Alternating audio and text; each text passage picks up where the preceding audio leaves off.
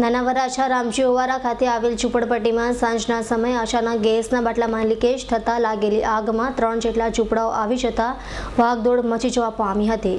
જ્યારે બનાવ અંગે ફાયરને જાણ થતાં તાત્કાલિક ફાયર ત્યાં પહોંચી કે તરત જ ગેસનો બાટલો બ્લાસ્ટ થતાં આખા વિસ્તારમાં ભયનો માહોલ સર્જાયો હોય। જોકે ફાયરે આગ પર પાણીનો મારો કરતા અડધા કલાક બાદ આગ પર કાબુ મેળવ્યો હતો। નાના વરાછા રામજી ઓવારા ખાતે આવેલી ઝૂંપડપટ્ટીમાં સાંજના સમયે અચાનક ગેસના બાટલામાં લીકેજ થતાં આગ ફાટી નીકળી હતી અને જોતજોતામાં આગ 3 ઝૂંપડામાં પ્રસરી જતાં ભાગદોડ મચી જવા પામી હતી। જ્યારે બનાવ અંગે ફાયરને જાણ થતાં તાત્કાલિક ફાયર સ્ટાફ ત્યાં પહોંચ્યો હતો અને ફાયરની ટીમ સ્થળે પહોંચી કે તરત જ બાટલામાં બ્લાસ્ટ થતાં સ્થાનિક વિસ્તારમાં ભયનો માહોલ છવાઈ ગયો હતો।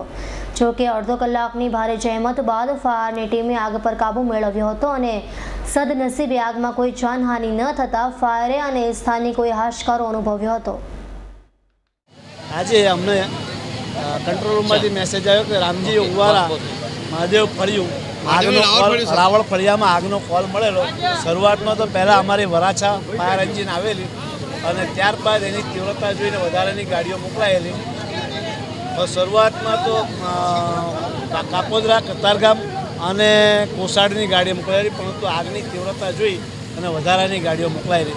અહીંયા આગ ઓલવવાની કામગીરી હતી, એ જ દરમિયાનમાં એલપીજી ગેસ સિલિન્ડરનો બ્લાસ્ટ થયેલો, જે વખતે અમારી કામગીરી ચાલુ હતી। સદનસીબે કોઈને જાનહાનિ થઈ નથી, નુકસાન થયેલું છે।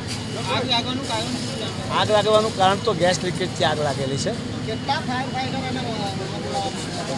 લગભગ 25 જેટલા ફાયર એન્જિન આવેલા છે, વોટર ટેન્કરના બધાથી, અને તમામ અધિકારીઓ CMO Shri, DYCFO, deputy chief, chief અને ડિવિઝનલ ઓફિસર તમામ આવેલા છે।